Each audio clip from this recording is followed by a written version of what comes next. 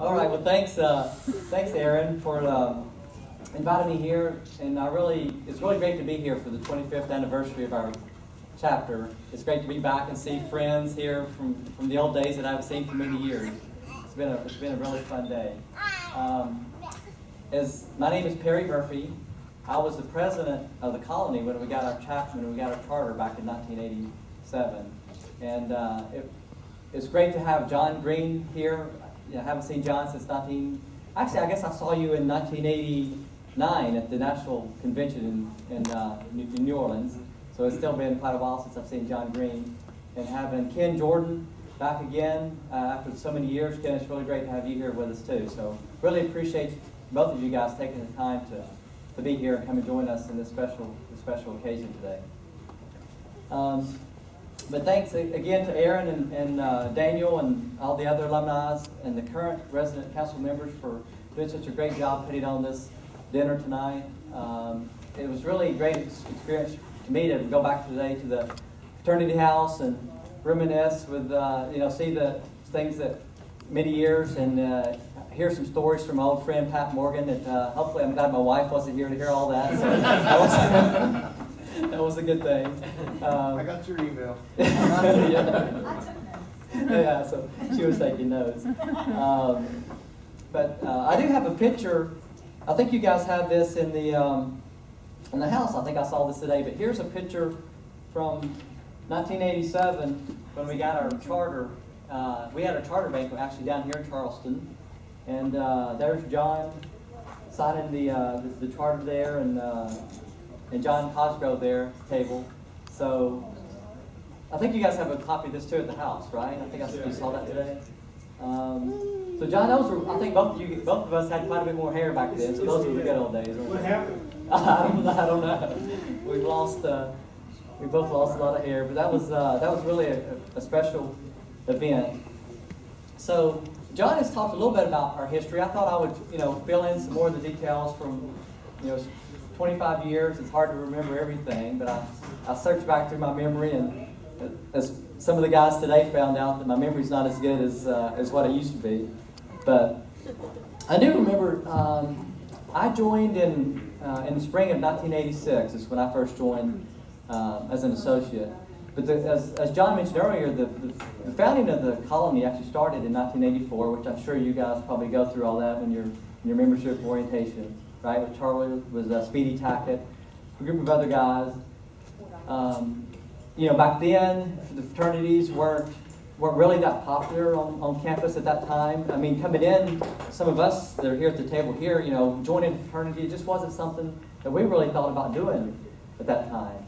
But then after Speedy came here, and a guy named Rod Arthur, and there was Jim Smith, and I think Roy White.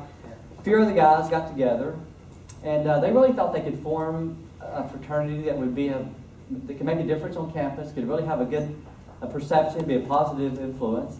And so, some of those guys were from engineering college, so they started the colony. I think Speedy had been at another college and had tried to start a colony there also, but then started the colony here in 1984.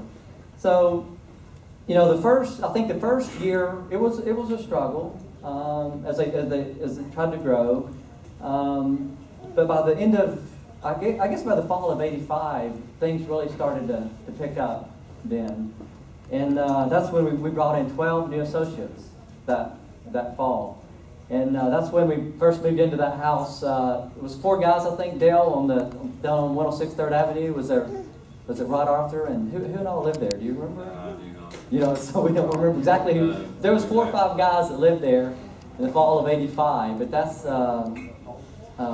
when we brought in 12 new associates. So that's when things really started picking up. And as I mentioned before, I joined the colony in the spring of '86, and as part of the Gamma class. And by that time, we were already growing to, if not the largest fraternity, but we were close to becoming the largest fraternity on campus by then. And as you guys have seen by some of the pictures and the trophy over here, we won Greek Week in 1986 as a colony for the very first time. And that was a pretty big deal back then. I know Sig Eps aren't around anymore, but they were always our biggest competition. Sig Ep sucks. But they were kind of the, before we started, they were kind of the, I guess, kind of the big guys on campus, and they were used to winning. They've been pretty dominant in Greek Week in the past. Kind of like you guys, you guys, what, is this 6 or 7 years now? 7 in a row. 7 years, so man, that's a good job. That's really nice. I think back then the Sig Eps have been, I think we're fairly dominant winning Greek Week, but we won that year, and I think that gave us quite a bit of momentum and recognition on campus. That was in the spring of 1986. So we continue going through some challenges, though, as you guys, probably go through this. I'm sure you go through all this all the time. Is we had 10 of the original brothers that graduated, that had started the colony, graduated that spring of '86. So here we are. We've had a good semester before, but now we're starting in that fall with 10 guys that had just graduated. But we knew. So recruiting obviously was very critical that fall. We again had a very good recruiting rush. We brought in 14 new associates that fall of '86, and so then that's when we started looking around for a new house. We knew the one that we had down on 3rd Avenue was could only hold 4 guys. It could not be a real fraternity house, and that's when we found the house that you guys are in today. It was Father Jacobs was the priest that owned it. He had recently moved out. We looked at it. We got very excited. It was a great location. It was big enough, could hold. I think eventually at one time, Craig, I think we had probably about 15 to 16 guys living there. So definitely had the room to hold people, as many as we needed. So yeah, I just remember talking to Father Jacobs back then. I don't think he was very excited about initially renting or selling the house to Fraternity, but we did some pretty good negotiation. We talked him into leasing the house to us. So that was back in the fall of '86. And then in 1987, that spring, is when I was elected president of the colony. And that's we moved into the house, I think around December or Christmas time. And then so that spring was really a big time to do a lot of work, renovating the house. Pat Morgan over here, I think he moved into the house with us that semester. We did a lot of work. Pat told me a story today that I actually forgot about. Is up at the football field, they actually had some old turf left over that somehow we found out about this, and we found out that they would give it to us, right, Pat? So Pat had this red pickup truck. So we go up there and we're going to bring this turf down. We're going to put it on the front porch, make it like a really nice plush green. I think maybe we're going to put some in the basement. Yep. Anyway, Pat had this. How long have you had this truck, Pat? Maybe was it pretty new? Or? Yeah, it was about a year and a half old. About a year and a half old. So we get this green turf. We roll it up, put it on the truck. Well, obviously it's too big, so we had to lay it up on top of the roof too of his truck. So we get down to the house and take it off, and he's got this dent in his front roof. Like this. I think we tried to get the dent out, but. Yeah, you kept using the truck though, right? Or actually, I kept using it too. But the house, it took quite a bit of work that day. That year.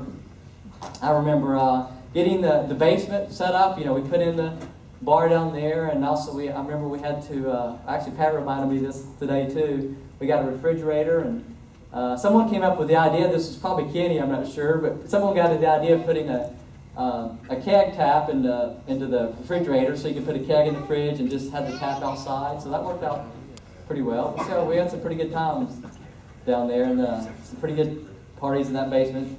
But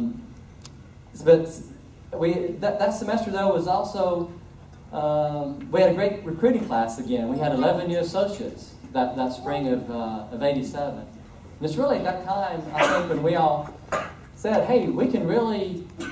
We get our charter now. We're growing. We're close at that time. I don't know if it's still this way, John, but the numbers to get your national charter were 30 members. You had to have 30 initiated members, and so we were close to that in the spring of '87. So but there was a lot of documentation. There was all these programs we had to document. We had to get letters of recommendation from tech faculty, from even the president of the college, so that.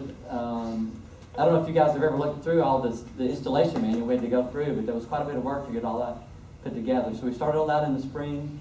again, we came back in the fall of 87, and let me see, I think we had, we only had 17 brothers returning though, because a number of others had graduated, so we knew we had to have 30. We knew we had to have a great recruiting class again.